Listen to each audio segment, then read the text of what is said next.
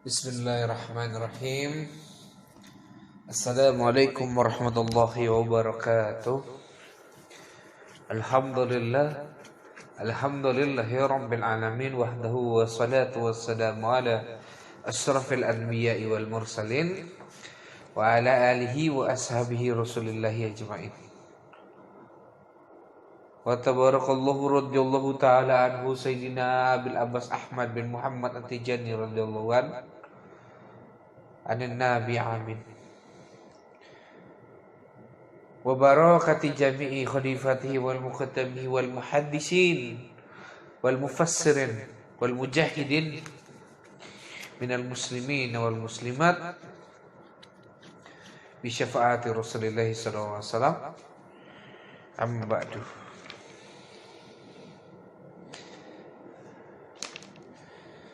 Segala puji bagi Allah Tuhan semesta alam, alhamdulillah, yang mana Allah kasih kesempatan kita lagi untuk mengkaji kitab Fadilatul Azim karangan guru kita, yang mana kemarin kita udah sampai kepada bab Azimul Fadlillahi fil Azan, keutamaan dan kemuliaan Allah yang Allah berikan di dalam orang yang mengumandangkan azan, orang yang menyeru gitu. Menyeru kepada Allah, ya. Al-adzan itu adalah artinya seruan. Seruan kepada siapa? Anillah, kepada Allah, kepada Allah. Nah, seruan ini kan banyak macam-macamnya ya. Nah, salah satunya adalah seperti yang sedang kita rasakan sekarang ini. Itu seruan kemenangan di hari yang fitri. Dan saya Ahmad Ar-Rafiq sekaligus mewakili keluarga besar Majelis Taklim Nurul Khotim, Majelis Zikir dan Sholawat Nurul Khotim Padepokan Langkah Santri Purwokerto Banyumas, mengucapkan minal aidin wal faizin, mohon maaf lahir batin, selamat hari raya Idul Fitri 1441 Hijriah. Insyaallah kita mendapatkan kefitrahan yang Allah rahmati untuk kita semua, dan semoga segala amal ibadah kita selama bulan Ramadan Allah terima dan Allah sempurnakan sehingga menjadi menjadi bekal kita lah gitu, untuk di akhirat nanti insyaallah. Amin Allahumma amin. Alhamdulillah, salah satu seruan itu ya seperti malam takbiran budaya takbir itu luar biasa di Indonesia. Dan itu termasuk seruan, itu termasuk adzan. Allahu akbar, Allahu akbar, Allahu akbar. La ilaha illallah, Allahu akbar. Allahu akbar walillahil hamd. Ya. Itu seruan itu. Itu seruan. Nah, yang dimaksud adzan adalah seruan kepada manusia untuk menuju kepada Allah, itu adalah adzan. Apapun itu. Maka itu adalah termasuk adzan. Jadi adzan itu bukan adzan. Nah, karena ini adalah konsep yang lebih luas dari makna adzan itu, akhirnya syariat ini membuat sebuah pondasi yang mana agar manusia tidak melenceng, bahwa azan yang paling utama itu adalah seperti yang dikumandangkan ketika masuk waktu sholat. Allahu akbar, Allahu akbar, kan gitu. Allahu akbar, Allahu akbar, kan gitu. Yaitu seruan azan. Yang mana ini menjadi tolak ukur pondasi kita. Jadi azan itu isinya harus pertama kali harus membesarkan Allah. Jadi seorang muazin itu wajib dia membesarkan Allah. Kalau dia merasa dirinya dirinya yang mampu mengumandangkan azan, wah ini bahaya muazin. Makanya apalagi ada orang azan pakai suara bagus, dia merasa dengan suara itu, maka itu luar biasa, ngeri sekali. Kayak gitu. Kenapa? Karena seorang muazin itu luar biasa loh ya. Ikatannya kepada Allah itu langsung kayak gitu. Masya Allah. Jadi seorang muazin itu harus membesarkan Allah. Tiada yang wujud kecuali Allah. Emosinya gak boleh wujud. Merasa suaranya merdu itu juga merasa wujud dirinya. Jadi dia tidak membesarkan Allah. Dia hanya membesarkan dirinya aja. Lalu setelah dia membesarkan Allah, dia harus bersaksi. Asyhadu an la ilaha illallah. Aku bersaksi tiada Tuhan selain Allah. Jadi dia harus bersaksi, menyaksikan Allah. Kayak gitu. Dalam bentuk segala kebesaran yang Allah berikan kepada dia. Jadi seorang muazin harus mampu nih. Nah, itu. Menghadirkan Allah dalam keadaan apapun. Gak sembarangan ya menjadi seorang muazin. Kedua apa? Dan dia asyhadu anna Muhammadur Rasulullah. Aku bersaksi bahwa baginda Nabi Muhammad SAW adalah utusan Allah. Jadi seorang muazin itu harus benar-benar menyaksikan baginda Nabi Muhammad SAW. Oh, berat ya. Menjadi seorang muazin itu berat, iyalah. Gak sembarangan menjadi seorang muazin itu, gak sembarangan. Makanya Bilal bin Rabah itu ketika dia azan, semua pintu langit terbuka, bergetar semua tempat-tempat jin kafir dan jin musyrik, bergetar semua penjuru alam semesta. Bahkan para ulama itu mengkiaskan bila ada burung saja yang terbang ketika Bilal mengumandangkan azan, burung itu jatuh. Dia tidak bisa terbang ketika itu. Begitunya. Kenapa? Karena hening semuanya. Hening ketika Bilal mengumandangkan azan itu, yang Bilal rasakan kayak gitu, yang tadi Anda sebutkan, itu semua orang akan merasakan itu. Betapa luar biasanya ruhannya seorang sahabat ya. Nah kita mau niru sahabat ya jauh. Masya Allah, insya Allah lah. Tapi kita digolongkan kepada mereka, insya Allah. Allahumma amin. Nah, lalu azan itu apa lagi? Mengajak. Mengajak apa? Hayya 'alas shalah. Mengajak untuk menegakkan syariat. Ya, untuk menegakkan syariat. Apa itu? Mengenal Allah. Inti dari syariat itu mengenal Allah. Tapi kan lucu orang zaman sekarang, inti dari syariat itu untuk melihat syariat orang lain itu benar apa enggak. Bukan untuk mengenal Allah. Hanya untuk aku-akuan dirinya saja. Lalu apa? Hayya 'alal falah. Baru diajak lagi menuju kemenangan. Kayak gitu. Kemenangan. Orang zaman sekarang kalau menang ria, ujub, sombongnya luar biasa. Tapi ke orang yang benar-benar telah bermarifah kayak gitu, maka sifat sombong, kotoran hati ini sudah hilang. Imam Ghazali itu bilang setiap hari manusia, dalam kitab Ihya Ulumuddin, setiap hari itu manusia itu melakukan 8.000 dosa. Ya, 8.000 dosa. Yang mana 8.000 dosa ini sebab 3 dosa. Jadi setiap hari manusia itu melakukan 8.000 dosa. Dan itu berulang tiap hari. Sampai dia mati tiap hari ngelakuin 8.000 dosa. Yang mana 8.000 dosa ini itu induknya 3. Induknya 3. Apa itu? Pertama ujub, sombong, riya. Ini riya ini musyrik, syirik kecil. Yang ketiga hasad dan dengki. Hasad atau dengki.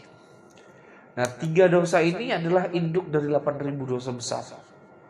8.000 dosa yang setiap hari manusia lakukan di hadapan Allah, induknya 3 ini. Kalau manusia udah membersihkan 3 hal ini dari dirinya, maka dia laksana menjauhi 8.000 dosa tadi. Nah, sedangkan ini adalah perkara ruhaniyah, perkara batiniah. Makanya ulama-ulama zaman dulu itu tazkiyatun nafs, membersihkan jiwa, membersihkan hati, hanya untuk mendekatkan diri kepada Allah. Sehingga banyak ulama-ulama zaman dulu itu luar biasa ya. Bahkan rahmatnya, walaupun mereka beda pendapat, mereka saling menghormati. Kalau sekarang kan nggak beda pendapat dikit loh, menggerakkan jemaahnya untuk berperang dengan jemaah yang lain. Innalillahi wa inna ilaihi raji'un. Ya, kita lanjut ya sahabat langkah santri. Yang kemarin kita udah selesaikan. Yang mana terakhir kan apa? Maka azan itu ketika dikumandangkan di pagi hari, di subuh hari, maka dia akan membawakan kesejahteraan, ketentraman sampai waktu asar. Dan bila azan itu dikumandangkan ketika waktu asar, maka dia akan membawa ketentraman dan kesejahteraan sampai datang waktu subuh. Seperti itu aja sampai hari kiamat nanti. Makanya kiamat kapan terjadi? Ketika tidak ada lagi azan. Maknanya apa? Tidak ada lagi orang yang menyuruh kepada Allah. Maknanya apa? Tidak ada lagi orang yang berkata Allahu Allah, Allahu Allah. Kalau kita selama ini masih mampu untuk ngomong Allah, masih belum kiamat ya, belum kiamat. Ya, kita lanjutkan. Bismillahirrahmanirrahim. An Abdillah ibni Abdurrahman ibni Abi Sa'sa'at al-Ansari summa al-Mazini akhbar anna Aba Sa'id al-Khudri radhiyallahu an qala lahu inni araka tuhibbu al-ghanama wal badiyah fa iza kunta fi ghanamika aw badiyatika fa'azzanta fi as-salah fa'azzanta bis-salah farfa'a sawtaka bin-nida' fa innahu la yasma'u mada sawtil mu'adhdhin jinnu wala insun wala syai'un illa syahida lahu yawmal qiyamah. Qala Abu Sa'id al-Khudri radhiyallahu an sami'tu min Rasulillah sallallahu alaihi wasallam.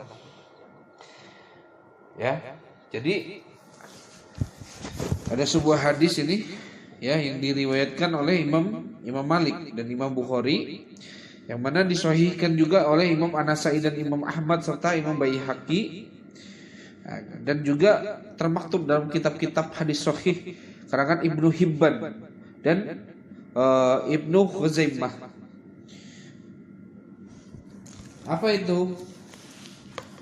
An Abdillah ibni Abdurrahman ibni Abi Sa'sa'at al-Ansari. Gitu ya. Ini ada sebuah hadis dari yang mana dari Abdullah bin Abdurrahman bin Abu Sa'sa'at al-Ansari, dari Abu Sa'sa'at kaum Ansar. Ya, Summal Mazini, yang mana diizinkan kepadaku, kata Abdullah bin Abdurrahman ini, diizinkan kepadaku untuk mengabarkan ini, yang mana yang mana kisah cerita ini bersumber Abu Sa'id al-Khudri radhiyallahu anhu, bersumber dari Abu Sa'id al-Khudri radhiyallahu anhu. Apa itu? Qala lahu, berkatalah Sayyidina Abu Sa'id al-Khudri ini. Apa itu? Inni araka tuhibbul ghanama wal badiyah. Gitu. Sesungguhnya aku ini kayak gitu. Sesungguhnya aku melihat seseorang yang sangat yang sedang mengembala kambingnya atau dombanya di sebuah padang rumput, padang pasir, padang rumput, halaman luas gitu ya. Jadi aku melihat seseorang yang sedang mengembala kambing atau dombanya di halaman, di wilayah yang sangat luas kayak gitu. Ibaratnya padang rumput ini luas, nggak ada gunung-gunung kayak gitu. Jadi hamparan luas saja seperti itu. Fa'iza kunta kayak gitu. Fa'iza kunta fil ghanamika au badiyatika kayak gitu. Tiba-tiba ada sesuatu nih yang terjadi kayak itu. Yang terjadi ketika dia sedang mengembalakan kambing di padang gurun itu. Jadi ada sesuatu terjadi nih ketika dia sedang mengembalakan kambingnya atau dombanya di padang gurun itu. Jadi tiba-tiba ada sesuatu terjadi nih sama si pengembala ini. Fa'azzanta bis-sholati. Yang mana dia tiba-tiba mendengar suara azan, yang mana itu azan untuk berkumandang mengajak orang untuk melakukan sholat. Farfa sautaka bin nada. Tapi orang ini, si sang pengembala ini tidak menemukan sumber suara itu dari mana kayak gitu. Fa innahu la yasma'u mada sautil mu'adzin. Sehingga dia itu hanya mendengar saja, nggak melihat sumber suaranya itu dari mana kayak gitu. Dan dia hanya mendengar suara orang yang mengumandangkan azan itu kayak gitu. Jinnu, entahlah itu mungkin jin wala insun gitu. Tapi suaranya itu seperti manusia tapi nggak ada sosok manusianya kayak gitu. Wala syai'un, dan tidak ada satupun dicari oleh pengembala ini sumber suara itu, nggak ada satupun kayak gitu. Jadi nggak ada sama sekali sumber suara itu. Seakan-akan dia tiba-tiba mendengar aja. Itu bengaung-gaung di padang gurun itu suara itu. Illa syahida lahu yaumil qiyamah. Dan mungkin si pengembala ini gak akan pernah melihat sumber suara ini dari mana kayak gitu sampai hari kiamat terjadi, gak akan pernah melihat ya. Qala Abu Sa'id, maka berkata ini Sayyidina Abu Sa'id Al-Khudri radhiyallahu an, apa? Sami'tu min Rasulillah sallallahu alaihi wasallam. Aku mendengar kisah ini dari baginda Nabi Muhammad sallallahu alaihi wasallam. Jadi azan itu bukan hanya dikumandangkan oleh manusia saja ya sahabat Langkah Santri. Jadi azan itu juga dikumandangkan oleh para bangsa jin. Kenapa?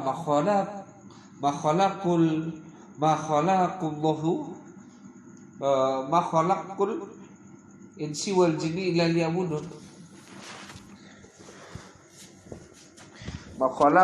Makhalaqul jinni wal insi illa liya'budun. Jadi tidaklah kuciptakan jin dan manusia kecuali hanya untuk menyembah. Jadi apa yang diwajibkan oleh Allah kepada manusia, bangsa jin ini mendapatkan kewajiban itu juga. Dia disuruh sholat, dia disuruh manusia disuruh sholat, dia sholat. Bangsa jin juga sholat. Manusia disuruh zakat, bangsa jin juga zakat. Manusia disuruh puasa, bangsa jin juga puasa. Manusia disuruh haji, bangsa jin juga haji. Jadi beban taklif manusia itu juga dibebankan kepada bangsa jin. Sehingga seruan manusia itu ketika dia mengumandangkan azan di masjid itu bukan hanya untuk manusia saja, tapi untuk para malaikat dan para jin-jin yang beriman kepada Allah Subhanahu wa ta'ala. kita lanjutkan. An Abi Musa Asy'ari radhiyallahu anhu, dari Abu Musa al-Asy'ari, qala, berkata beliau itu Abu Musa al-Asy'ari, qala Rasulullah sallallahu alaihi wasallam, aku pernah mendengar Rasulullah sallallahu alaihi wasallam bersabda, Inna Allah yab'atsul ayyama yawmil qiyamati ala hayatiha wa yab'atsul jumu'ata zamra'al muniratan ahluha yakhuffuna biha kal arushi tuhda ila karimiha tudilahum yamshuna fi dha'iha alwanuhum kassal jibayadun wariyuhum yasata'u kal misk yakhuduna fi jibalil qaffur yanzuru ilayhim as-saqalani la yutrikuna ta'ajjuban hatta yadkhuluna al-jannah la yakhalituhum ahadun ila mu'adzina muhtasibun. Apa itu artinya? Yang mana hadis ini diriwayatkan dari Imam Hakim yang disahihkan dalam kitab Wa Aqrahuz Zahibi, dan juga disahihkan oleh Imam Al-Baihaqi dan termaktub dalam kitab-kitab Ibnu Huzaimah dan Abu Nu'aim, At-Tabrani, dan juga termaktub di dalam kitab-kitab hadis sahih yang lainnya. Apa itu? Dari Abu Musa al-Asy'ari, yang mana beliau pernah mendengar bahwa Rasulullah SAW bersabda, sesungguhnya Allah, innallaha, sesungguhnya Allah, yab'atsul ayyama, maka sesungguhnya Allah itu akan membangkitkan di suatu hari besok, di hari kiamat, yaumul qiyamatu ala hayatiha, maka Allah akan membangkitkan manusia besok di hari kiamat sesuai dengan bagaimana kehidupannya di dunia. Jadi kalau kehidupan di dunia kita ini jelek, kita dibangkitkan dalam keadaan jelek. Bila kehidupan kita ini bagus, maka dibangkitkan dalam keadaan yang bagus. Ya. Wa yab'asul jum'ata zamra'ah wa zamra'ah muniratan. Dan di antara bangkitnya semua manusia itu ada nih di seseorang ini yang dibangkitkan kayak gitu. Ketika manusia ini dibangkitkan gitu, itu dalam keadaan itu berkumpul manusia ini, berkumpul dalam keadaan sesat dan gelap kayak gitu. Jadi saking gelapnya mereka tersesat. Ya, saking gelapnya tersesat. Nah, lalu ketika mereka seperti itu, Allah utus tuh seseorang kayak gitu. Allah utus, Allah ambil seseorang yang mana dia ini menjadi cahaya bagi kaumnya. Ahluha yakhuffuna biha kal arushi tuhadailal karimiha. Lalu dia itu menggiring, membawa ini kaumnya dengan kemuliaan yang Allah berikan kepadanya, yaitu dengan cahaya yang tadi ya. Wajahnya penuh cahaya, orang ini penuh cahaya, wajahnya itu benar-benar bersinar bagaikan rembulan bintang benderang di langit yang malam kayak gitu. Jadi indah sekali wajah orang ini. Nah, inilah orang yang menjadi pemimpin di golongan-golongan orang ini. Yudiyu lahum yamshuna fi dhaiha kayak gitu. Yang mana tampak jelas kayak gitu. Orang ini penuh dengan apa ya? Kepasrahan dan ketakwaan kepada Allah. Alwanuhum kasalji bayadun. Itu. Bahkan dia ini saking terang benderangnya, keadaan yang gelap seperti itu, orang itu pasti tahu itu. Ini orang pasti orang khusus kayak gitu. Sebab apa? Sebab dia juga memakai pakaian yang beda dengan pakaian orang lain kayak gitu. Dan pakaiannya ini putih bersih, bersinar pakaiannya. Jubahnya indah bila dipandang. Kayak gitu. Wariyuhum yasta'ul kalmix,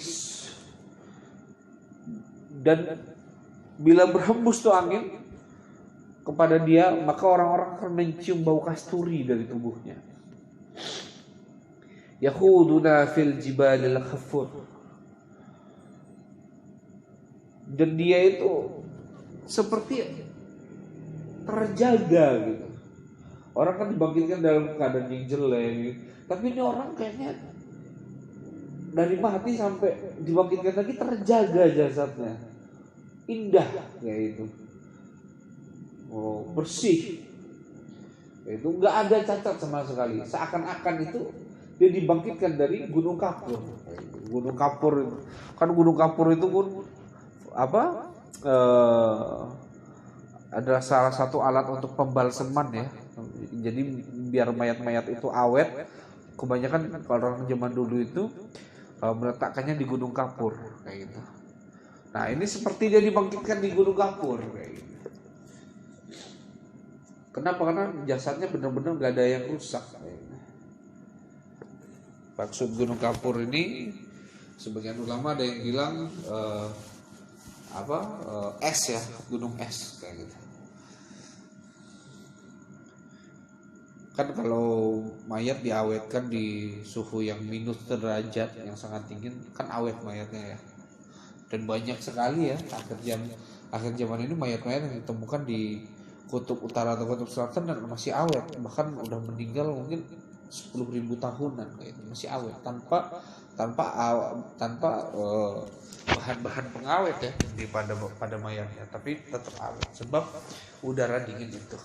Nah sebagian ulama bilang gunung Khafur ini adalah itu gunung es kayak gitu.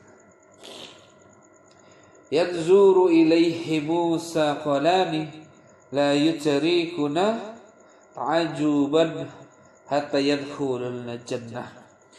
Lalu ketika orang ini memimpin kayak gitu, memandu beberapa golongannya ini,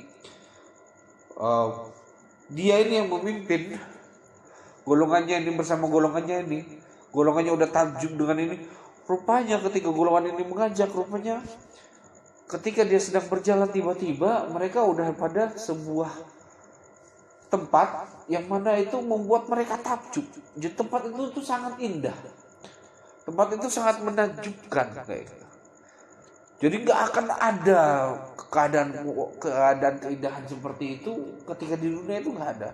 Jadi sangat indah sekali. Itu sampai mereka itu melongo lah, takjub sangat luar biasa sebab keindahan yang Allah tampakkan kepada mereka kayak gitu. Dan tanpa mereka sadari, mereka tiba-tiba sudah masuk di dalam surganya Allah saja. Wih, masya Allah, enak ya. La yukhallituhum ahadun. Tapi ketika mereka masuk, itu tidak ada satupun orang itu yang menyebut mereka. Gitu. Jadi mereka itu seakan-akan orang yang pertama masuk di wilayah itu, di tempat yang sangat indah itu ya. Tapi mereka nggak merasa ada seseorang sama sekali. Tapi tiba-tiba muncul seseorang yang menyebut mereka. Kayak itu. Siapa itu orang kayak itu? La yukhallituhum ahadun ila mu'adzinul muhtasibun. Yaitu dialah orang yang selalu mengumandangkan azan buat manusia. Mereka udah ada duluan daripada orang-orang tadi. Ya. Jadi para muazzin ini udah ada langsung dalam surga. Sebab rahmatnya Allah yang luar biasa kepada dia. Kenapa? Karena gelar seorang muazzin itu al-muttahsibun, mereka yang tidak mendapatkan hisabnya Allah. Apa itu makna al-muttahsibun? Ayyu ayyalawjuhullahu ta'ala. Apa itu? Dia itu sebagai penampakan rahmat dan kekuasaan Allah. Kayak gitu. Jadi dia sebagai penampakan rahmat dan kekuasaan Allah. Seorang muazzin itu adalah sebagai penampakan rahmat dan kekuasaan Allah. Makanya saya bilang tadi mulai awal, seorang muazzin itu gak sembarangan. Malah kalau azan main-main itu, waduh, ngeri banget ya, tidak beradab kepada Allah Subhanahu wa taala. Jadi seorang muazzin itu adalah penampakan rahmat dan kekuasaan Allah Subhanahu wa taala. La yataqqadi ana zalika minan nasi ajran. Dan sama sekali tidak ada satupun dari manusia, kebanyakan kayak gitu, yang mengkritik, kamu kok udah ada di sini sih? Kami dihisap kok kamu enggak ada orang yang berani mengkritik mereka, itu enggak ada. Muazzin itu sama sekali tidak ada satupun makhluk yang berani mengkritik para muazzin, itu enggak ada. Enggak sembarangan ya. Jadi seorang muazzin itu ya seperti Anda bilang dari awal, dia itu harus membesarkan Allah. Jadi dia nggak boleh merasa dirinya itu besar gitu.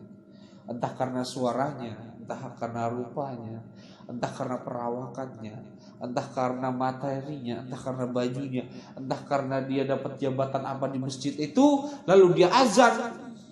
Gak sembarangan, hati-hati. Ya, gak sembarangan. Karena orang yang mengumandangkan azan ini dia harus membesarkan Allah secara zahir dan batinnya. Setelah itu dia harus menyaksikan Allah dalam keadaan suruhannya. Maksudnya apa? Dalam keadaan dia harus menyaksikan kebesaran Allah atas segala penciptaan Allah Subhanahu wa taala. Mampu gak dia melihat kebesaran Allah di atas segala penciptaan, segala apa yang Allah ciptakan? Kalau mampu maka dia pantas untuk menjadi seorang muazzin. Kayak gitu. Nah, muazzin itu gak sembarangan juga ya. Muazzin bukan hanya orang yang memandangkan azan saja seperti yang bilang tadi. Ini hanya sebagai fondasi utama. Tapi makna luasnya adalah orang yang menyeru dalam menuntut ilmu itu termasuk orang muazzin. Jadi berdakwah itu gak sembarangan. Kenapa? Karena azan itu kan termasuk azan itu dipahami juga sebagai sarana dakwah syiar agama Islam. Kayak gitu. Makanya orang ketika dia tidak bermakrifah lalu dia berdakwah kepada Allah, dia hanya menjadi tandingannya Allah saja. Ilmu yang dia miliki hanya menjadi aku-akuannya saja. Hanya agar manusia mengakui ilmu yang dia miliki. Sehingga manusia yang dia bawa hanya dia bawa untuk golongannya sendiri. Dia bawa hanya untuk organisasinya dia sendiri.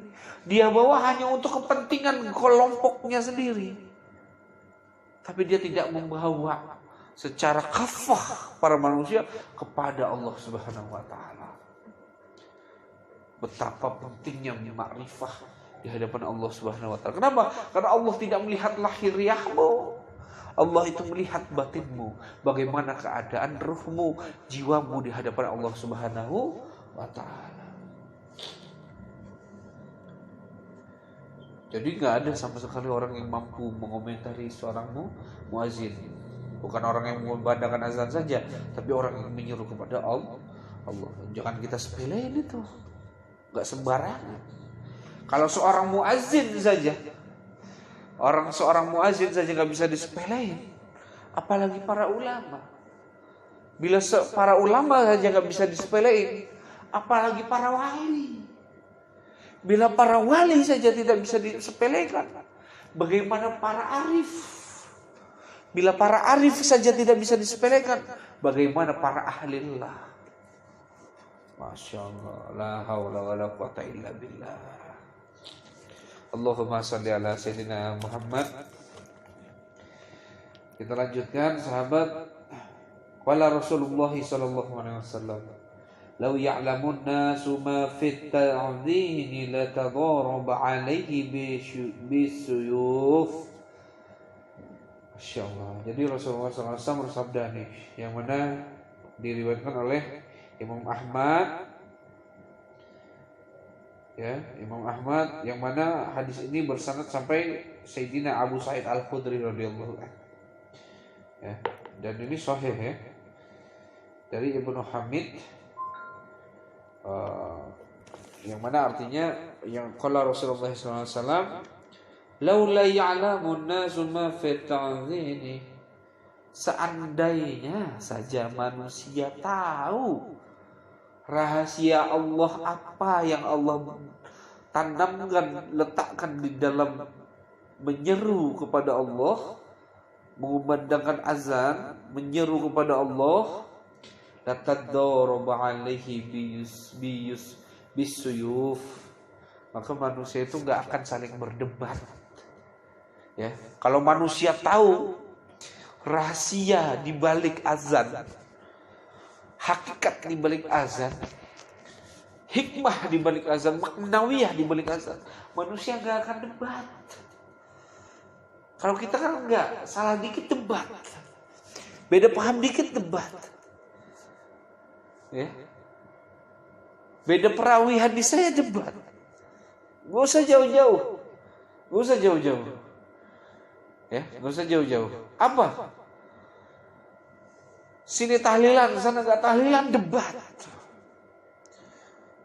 Ini baginda Nabi Sallallahu Alaihi Wasallam sendiri yang bersabda, yang dawuh, andai manusia mengetahui rahasia di balik azan seorang muazzin yang menyeru, orang yang menyeru kepada jalan Allah, andai manusia tahu kayak itu, maka manusia tidak akan berani untuk mendebati saudaranya, walaupun beda pemahaman dan pemikiran dalam beragama, nggak akan berani mereka berdebat. Kalau mereka tahu hakikat azan itu apa, maknanya azan ini adalah seruan ya. Dan mereka karena mengetahui, seandainya mereka mengetahui juga hakikat azan ini, mereka tidak akan berperang. Mereka nggak akan berperang. Nah kita, ya, sini kita ngucapin asyhadu alla ilaha illallah, sini Allahu Akbar, ISIS Allahu Akbar, kita perang sama ISIS. Nauzubillah summa nauzubillah. Ya. Di Yaman sana Allahu Akbar, Boko Haram sana Allahu Akbar, perang. Padahal sama-sama mengucapin dua kalimat syahadat. Azannya juga enggak beda. Azannya sama. Tapi kita masih berperang dan berdebat hanya karena masalah beda pemahaman dan pemikiran. Sedangkan dakwah itu, seruan itu, tidaklah orang menyuruh kecuali dia harus bermakrifah kepada Allah. Maka dia akan mengetahui rahasia di balik azan itu, di balik seruan itu. Maka gak akan pernah dia akan mendebati seseorang. Makanya beruntung orang-orang yang mendapatkan guru yang jiwanya sudah bermakrifah kepada Allah Subhanahu wa taala. Yang mana guru-guru kita, Syekhuna Murabbina lil Qulubi, Syekhuna Ahmad Al-Khairi Ar-Radi Al-Tijani radhiyallahu anhu. Beliau adalah seorang arif, seorang aulia yang benar-benar masduk, ruhaniyah, akliyahnya benar-benar dikuasai oleh Allah Subhanahu wa taala. Lalu gurunya yaitu Al-Alamah Asy-Syarif Al-Alim Al-Arif Billah Al-Ahlilah Al-Waqif, Syekhuna Sahamatul Imam Syekh Syolahuddin Al-Hasani Mahmud Al-Tijani radhiyallahu anhu.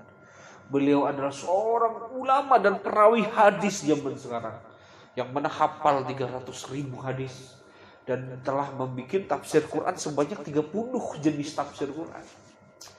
Masya Allah. Mau dicari di mana kita dapat guru begini ya, Masya Allah. Kita hanya butiran debu di kaki mereka. Kita itu hanya butiran debu di jubah mereka. Kita berdoa semoga Allah bareng-barengkan kita, semoga Allah kumpulkan kita dengan guru-guru kita di dunia dan di akhirat. Amin Allahumma amin. Jadi andai manusia itu tahu rahasia di balik azan menyuruh kepada Allah, manusia itu gak akan debat, gak akan berperang. Tapi kenyataannya kan sekarang berbeda. Ya, makanya Rasulullah SAW apa? akan hadir kelak di akhir zaman itu zaman fitnah. Orang yang berjalan lebih baik daripada orang yang berlari. Orang yang orang yang berdiri lebih baik daripada orang yang berjalan. Ya, ketika di zaman fitnah ya. Dan orang yang duduk lebih baik daripada orang yang berdiri. Orang yang tidur lebih baik daripada orang yang duduk.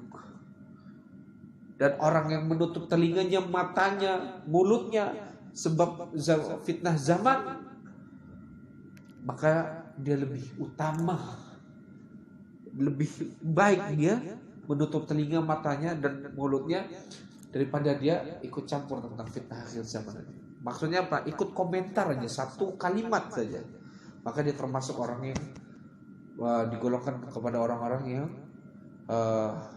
dimasukkan kepada kaum yang masuk dalam zaman fitnah.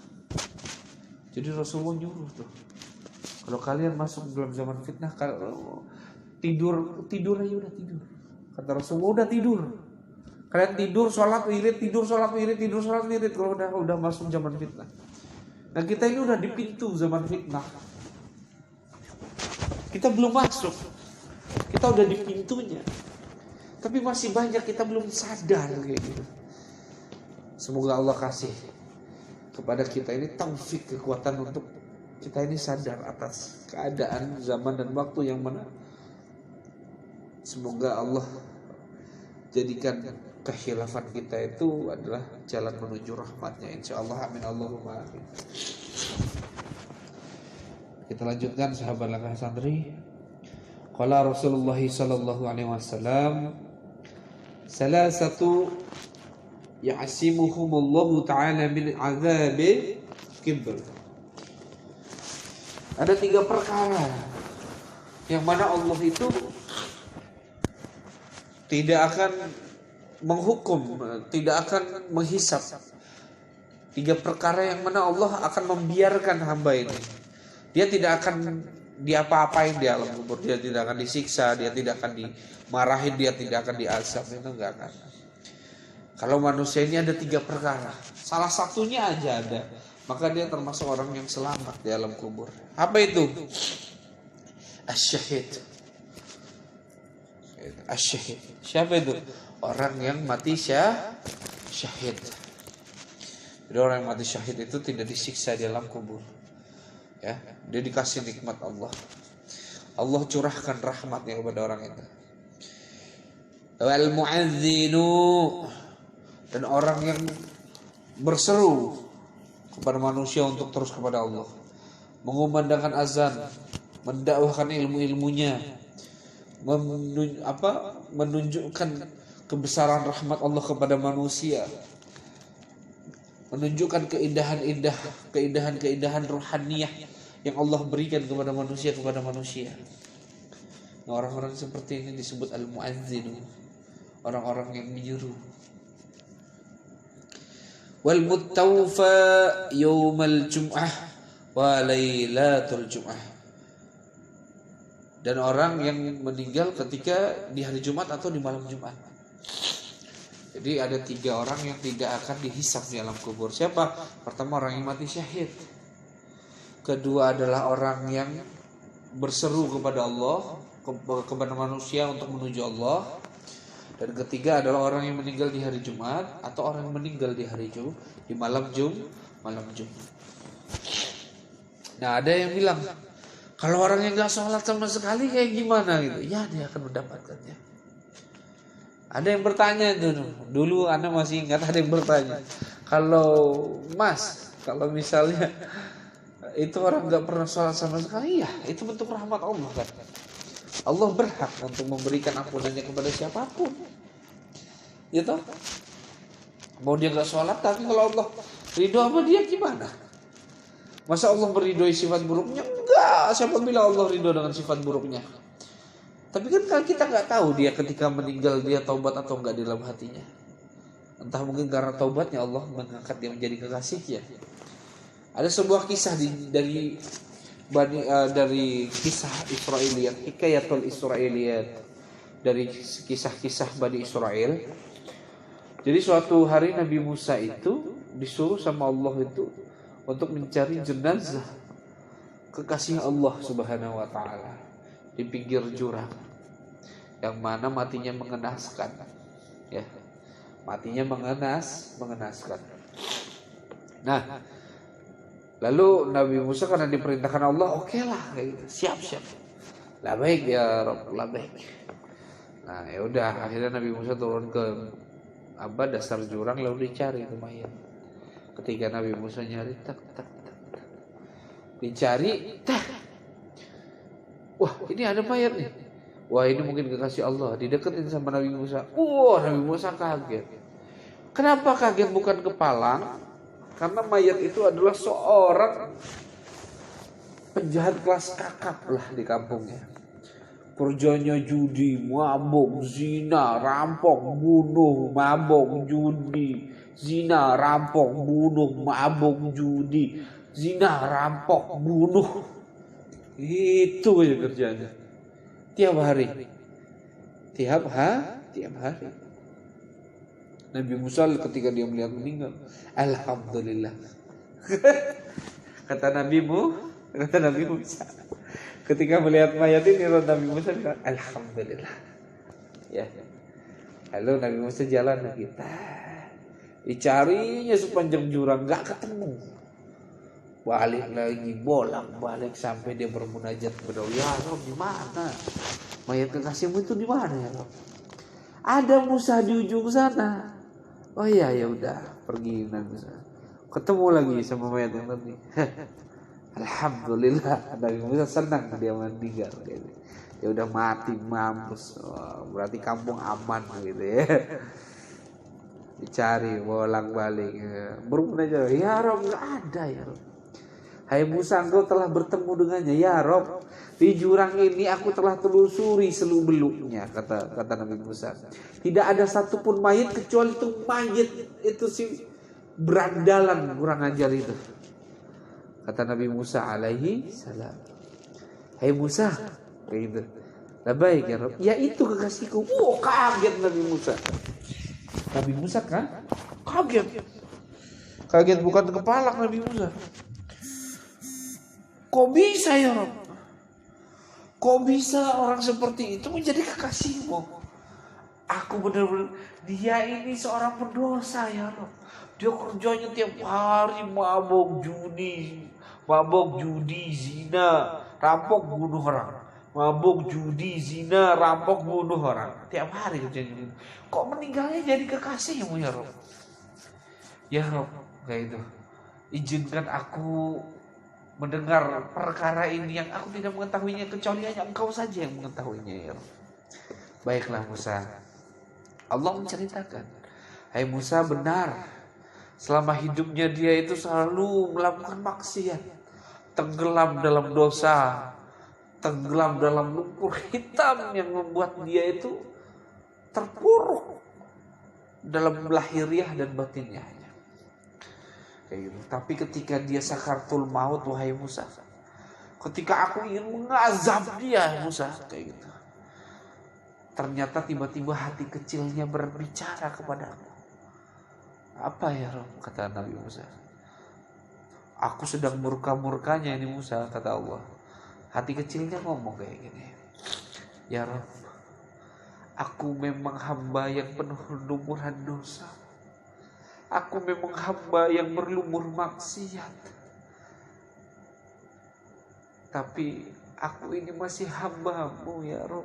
Aku ini adalah hamba-Mu. Allah yang murka gak jadi murka. Gara-gara ini Allah yang murka gak jadi murka. Murkaku hilang seketika Musa. Tiba-tiba hatinya berkata lagi, ya Rabb, seumur hidupku aku memang tidak pernah melakukan ibadah kepadamu, takwa kepadamu. Aku mohon ampun kepadamu ya Rabb. Sebab aku yakin bahwa ampunanmu lebih luas daripada banyak dan besar luasnya dosaku. Ya Rabb, aku yakin seperti apapun hina diriku, maka rahmatmu lebih luas, sebab engkau maha pengasih lagi maha penyayang. Aku jadi sayang sama dia Musa kalau kayak gitu. Gitu. Allah ketika langsung gitu. Aku tadi yang nggak, dia marah jadi nggak marah. Sekarang aku biasa-biasa aja. Aku jadi sayang karena dia kayak gitu. Aku lagi sayang sama dia, hati kecilnya berbicara lagi. Ya Rob, seumur hidupku aku memang melakukan maksiat. Kayak gitu. Aku melakukan maksiat seumur hidupku, tapi sedikit pun aku tidak pernah merendahkan orang-orang yang bertakwa kepadamu. Mereka yang mendakwahkan ilmumu, aku memuliakannya, dan aku menundukkan mataku, pandanganku untuk memuliakan mereka, ya Rabb. Di dalam hatiku aku menjerit, ya Rabb. Aku tak kuasa, ya Rabb, dengan diriku, dan aku tak kuasa dengan segala hal yang kau tentukan atasku. Aku mohon ampunanmu, ya Rabb. Seketika aku jatuh cinta pada dia, ya Musa. Aku cinta dan ku angkat dia menjadi kekasihku, Musa. Musa langsung nangis. Baginda Nabi Musa alaihissalam langsung menangis. Lalu dikuburkanlah dan diceritakanlah kepada masyarakat, sehingga termasuklah dia kekasih-kekasih Allah, kekasih-kekasih Allah. Lah begitu Allah kalau mau begitu. Ya. Jadi jangan sembarangan ketika kita lihat orang itu melakukan maksiat, jangan cepat kita hujat. Mungkin dia besok meninggalnya lebih mulia daripada kita. Kita belum tahu kita ini mati dalam keadaan mulia atau tidak, mati dalam keadaan beriman atau tidak. Yang kita bisa adalah terus mengingat Allah, terus bersalawat kepada Nabi, menyadarkan rohaniah kita kepada Allah dan Rasulnya, dan terus banyak-banyak berusaha untuk bertakwa kepada Allah Subhanahu wa ta'ala. Ya. Kita lanjutkan sahabat langkah santri, ini tinggal sedikit lagi ya. Nanti kita lanjutkan minggu depan. Ini, 3 lembar aja kita baca dulu. Jadi Allah itu makanya mohon ampun kepada Allah itu lebih mudah daripada mohon maaf kepada manusia. Allah itu mudah memaafkan dan mengampuni. Manusia itu susahnya, Allah luar biasa. Makanya Allah tahu karena kita ini susah memaafkan, Allah bikin tuh hari raya Idul Fitri. Makanya Rajab bulanku kata Allah. Ya, Rajab itu bulanku kata Allah. Sya'ban itu bulan kekasihku, bulannya baginda Nabi Muhammad SAW. Dan Ramadan itu bulan umatku. Kita ini kadang gengsi, makanya Allah bikin momen sekali setahun agar kita saling memaafkan. Ya, makanya Allah tuh ketika engkau berpaling dari Allah, Allah punya 1000 cara agar engkau memandang kepada wajahnya. Ya. Ketika engkau berputus asa, Allah akan hadir di hadapanmu untuk mematahkan keputusasaanmu sehingga engkau merasakan rahmatnya. Kalau tidak bisa di dunia, maka ketika sakaratul maut. Bila tidak bisa ketika sakaratul maut, ketika engkau masuk di dalam liang kubur. Bila engkau tidak bisa mendapatkan di dalam liang kubur, ketika engkau dibangkitkan di hari kiamat. Bila engkau tidak juga bisa sadar ketika dibangkitkan di hari kiamat, maka engkau akan merasakannya di padang mahsyar. Bila kau juga tidak bisa merasakannya di padang mahsyar, maka kau pasti mengenal Allah ketika engkau masuk di dalam api neraka. Masya Allah, la ilaha illallah Muhammad Rasulullah. Ana Bara ibni Azib radhiyallahu anhu. Jadi dari Sayyidina Bara bin Azib, anna Nabi Allah sallallahu alaihi wasallam, dari baginda Nabi Muhammad SAW, yang mana dia pernah mendengar bahwa Rasulullah SAW bersabda. Qala Rasulullah SAW, berkata baginda Nabi Muhammad SAW, Inna Allah wa malaikatuhu yusalluna ala saffil muqaddamih wal mu'adzinu yughfaru lahu biman bimaddi sawtihi wa yusaddiquhu man sami'ahu min ratbin wa yabisin wa lahu mislun ajrin man shalla ma'ahu. Nah, ini hadis ini diriwayatkan oleh Imam An-Nasai, Imam Ahmad, Imam At-Tabrani dan oleh dan oleh ulama-ulama sebelumnya, termasuk hadis yang sahih.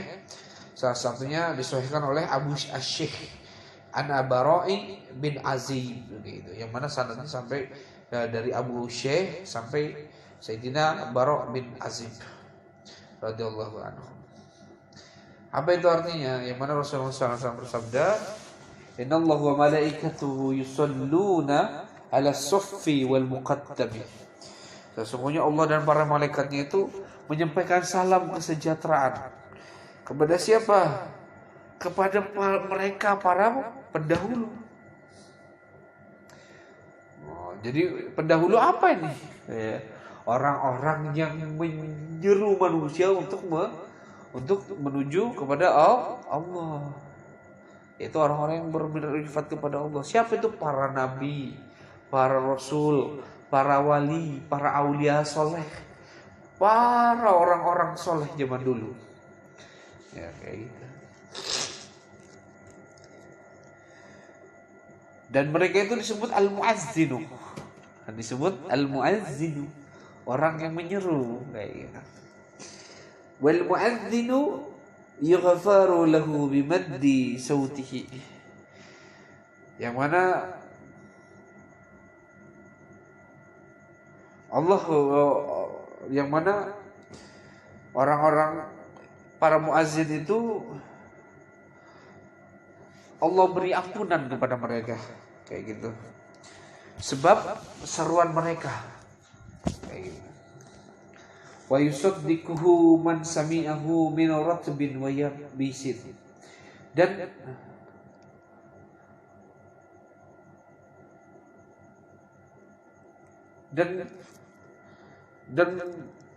mempercayainya dan mempercayai seseorang. Jadi Allah itu memberikan salam kesejahteraan kepada orang-orang terdahulu. Siapa itu? Para muazzin. Ya. Kedua, siapa? Orang-orang yang ketika dia menghadapi keadaan, dia tidak melihat dengan satu mata. Ketika dia menghadapi keadaan, dia tidak mendengar dengan satu telinga. Dia mendengar kedua belah pihak. Dia mendengar dari sisi yang baik dan sisi yang buruk. Dia mendengar dari pendengaran yang kanan dan yang kiri. Dia melihat bukan dengan satu pandangan. Makanya para ulama sufi zaman dulu, Dajjal adalah sifat yang mana bentuk Dajjal itu akan keluar besok di akhir zaman akan keluar. Tapi sifatnya telah keluar sekarang. Apa? Manusia hanya melihat keadaan dan keadaan dan hal yang terjadi kepada kehidupannya itu dengan satu pandangan aja. Nah, jadi misalnya contoh ketika manusia itu dari kaya jatuh miskin, dia ngeluh, ya Allah kenapa engkau jadikan hidupku? Nah, itu orang-orang yang melihat dengan satu pandangan saja. Maka itu mereka telah mengambil sifat Dajjal namanya. Misalnya lagi ada orang, aduh kok kayak gini ya, kayak gitu. Melihat satu pandangan aja. Atau ada dua orang berantem karena satunya saudaranya, dia lebih memilih saudaranya. Nah, ini mereka mengambil sifat Dajjal. Mereka orang-orang yang jadi orang yang Allah muliain, seperti orang-orang terdahulu ada orang-orang yang menyeru manusia kepada jalan Allah. Satu lagi orang-orang yang melihat segala keadaan itu, segala sesuatu dengan dua pandangan, bukan dengan satu pandangan, dengan dua pendengaran, bukan satu pendengaran. Walahu misalu ajri man shalla ma'ahu kayak gitu. Dan juga mereka orang-orang yang bermunajat, yang berdoa kayak gitu kepada Allah bersama orang-orang yang lainnya. Misalnya contoh ada si A gitu ya. Si A ini datang ke sebuah negeri kayak gitu. Nah, negeri ini kering gitu, Allah turunkan hujan. Lalu dia berdoa, ngajak semua orang berdoa kepada Allah untuk meminta kepada Allah agar turunkan hujan. Nah, ini orang-orang seperti ini juga nih yang mendapatkan salam sejahtera dan kemuliaan dari Allah Subhanahu wa taala, seperti salam sejahtera Allah kepada orang-orang sebelumnya. Orang-orang sebelumnya itu bukan para nabi dan rasul saja, kakek kita, mungkin orang-orang soleh. Nah, kita mendapatkan kemuliaan yang seperti kakek kita dapatkan. Tapi itu hanya hadiah ya. Sedangkan orang-orang zaman dulu memang benar-benar dia melangkah dengan kemuliaan yang Allah berikan. Kalau kita kan enggak, kita hanya diberikan hadiahnya saja. Kayak gitu. Nah, kita kan masalah kita sekarang adalah gini. Kita belajar ilmu sabar, kita merasa sabar. Kita belajar ilmu tasawuf, kita merasa ahli tasawuf. Kita belajar hakikat, kita merasa orang yang ahli hakikat. Nah, ini kan masalah kita merasa. Ya.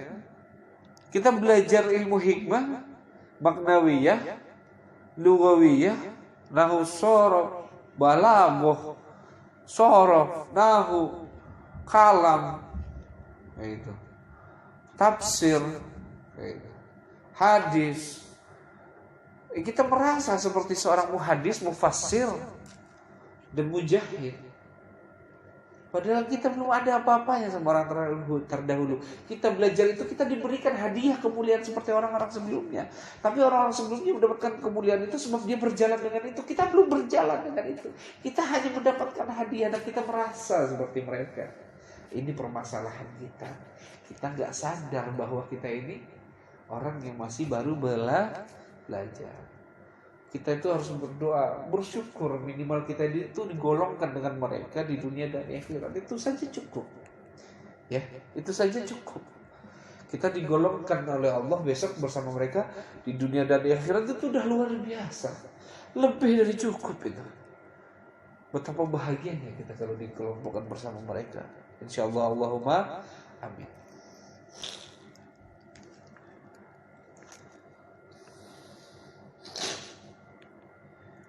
Lalu jadi orang yang mendapatkan salam sejahtera oleh Allah Subhanahu wa taala seperti orang-orang sebelumnya itu adalah para muazzin, orang-orang yang melihat keadaan sesuatu itu bukan dengan satu pandangan, tapi mereka melihat dengan dua pandangan.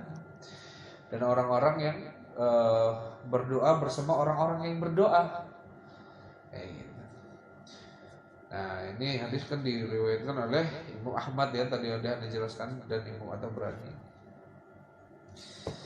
Yang mana sanad ini dari Abu Sa'id sampai kepada sahabat baginda Rasulullah SAW, yaitu Sayyidina Bara ibn Azib radhiyallahu anhu.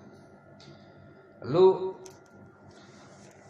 ada sebuah hadis lagi, qala Rasulullah SAW, "Iza akhadha al-mu'azzinu fi 'adhanihi wa du'arrabu yadahu fawqa ra'sihi فلا يزال كذلك حتى يفرغ من أذنه فإنه لا يغفر له مد صوته فإذا فرغ قال رب صدق عبدي والشهدت بشهادات الحق فأبشر." Yang mana hadis ini diriwayatkan dari Imam Hakim di dalam Fit Tarikh Ad-Dailami dan fi Musnadi Firdausi, dalam sanad Firdausi dari Sayyidina Anas radhiyallahu anhu. Apa itu artinya? Yang mana Rasulullah SAW bersabda, "Idza apabila akhadzal mu'azzinu fil 'azanihi." Apabila seorang muazzin itu dalam mengumandangkan azannya, gitu. Wadda'arrabul yadahu fawqa ra'sihi. Ketahuilah ketika seorang muazzin nih, ketika dia mau mengumandangkan azan kayak gitu, maka dia itu harus berpasrah kepada Allah Subhanahu wa taala. Yang mana sejatinya kayak gitu, dia tidak akan mampu mengumandangkan azan kecuali aku yang mengizinkan, kata Allah. Allah yang mengizinkan dia mengumandangkan azan, bukan dia yang mampu berazan, enggak. Yang mana Allah meletakkan tangannya di atas di atas kepala seorang muazzin. Jadi Allah meletakkan tangan Allah itu Allah letakkan di atas kepala muazzin itu. Maksudnya apa? Allah menguasai seorang muazzin itu. Makanya Anda bilang dari awal, seorang muazzin itu tidak sembarangan. Dia harus benar-benar menyaksikan Allah. Menyaksikan Allah atas segala penciptaannya. Masya Allah. Sebab apa? Ketika orang mengumandangkan azan, dia harus berpasrah bahwa sejatinya dia harus sadar bahwa Allah yang memberikan dia kuasa untuk mengumandangkan azan. Sejatinya mulutnya itu gak bisa bergerak kecuali Allah yang menggerakkan. Karena sejatinya Allah itu meletakkan tangannya di atas kepalanya, bentuk keriduan. Dan dia harus memahami dan menyaksikan bahwa Allah benar-benar meridhoi dia. Fala yazallu kadzalika hatta yafragha min aznihi. Maka tidaklah yang turun kepada dia kayak gitu kecuali apa? Kecuali kuasa Allah kepada dia. Sampai apa? Hatta yafragha min al-azani, sampai azan itu berakhir. Fa innahu la yughfaru lahu madda sautihi. Kalau udah seperti itu, maka Allah akan mengampuni mengampuni dia lahir batinnya sebab kumandang azannya itu. Fa iza faragha taqalla rabbuh. Dan apabila dia berpasrah kepada Allah secara total, bukan hanya ketika azan, sebelum azan dan ketika azan dan setelah azan, dia terus berpasrah kepada Allah. Apa kata Allah? Allah bilang, Allah berfirman kepada hamba tadi itu, kepada seorang muazzin itu, Allah berfirman kepadanya, apa itu? Sodaqo abdi. Allah ngomong ke hamba, sodaqo abdi. Engkau benar-benar hambaku, kata Allah. Wasyahidta bisyahadati, yaitu. Maka ketika aku melihatmu, yaitu, maka engkau melihatku, kata Allah. Masya Allah, indah banget ya, romantis banget, Masya Allah. Merinding anaknya. Sadaqah abdi, engkau itu benar-benar hambaku, kata Allah.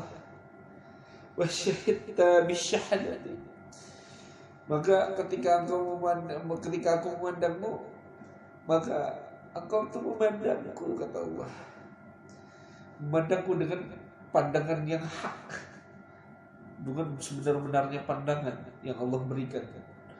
Jadi kau memandang dengan pandangan Allah. Makanya Allah berfirman, bila aku telah cinta kepadaku, bila aku telah cinta kepada hambaku, akan menjadi pandangannya, aku akan menjadi pendengarannya, aku akan menjadi gerak langkahnya. Masya Allah. Lalu apalagi Allah bilang kepada hamba tadi, fa'abshir, maka lihatlah diriku, kata Allah. Fa'abshir, maka lihatlah diriku, wahai hamba. Masya Allah, romantis banget ya. Insya Allah semoga kajian kita hari ini menambah ketakwaan kita kepada Allah, menambah cinta kita kepada Allah, menambah rahmat di dalam diri kita, di dalam dada kita, menambah cinta dan kasih sayang kita kepada makhluk-makhluk Allah. Sehingga apa? Sehingga engkau berjalan dengan rahmat, engkau berasal dari rahmat, engkau hidup dengan rahmat, engkau berjalan dengan rahmat, engkau wafat dengan rahmat, engkau dibangkitkan dengan rahmat, engkau kembali kepada rahmat. Dan semoga kita mendapatkan kemuliaan seperti orang-orang sebelum kita, yang mana mereka mendapatkan kemuliaan sebab Allah memberikan kemuliaan kepadanya. Dan semoga mendapatkan juga syafaat dari baginda Nabi Muhammad SAW.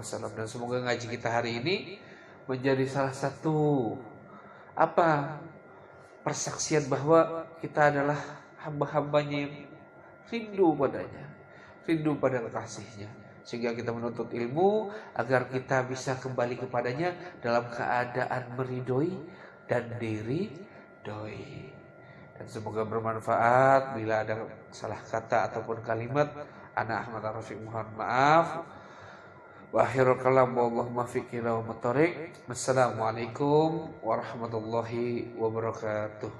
Allahumma salli ala sayyidina Muhammadin al-Fatih lima ughliq wal khatimi lima sabaqa nasiril haqqi bil haqq wal hadi ila siratikal mustaqim wa ala alihi haqqa qadrihi wa miqdarihi al-azim.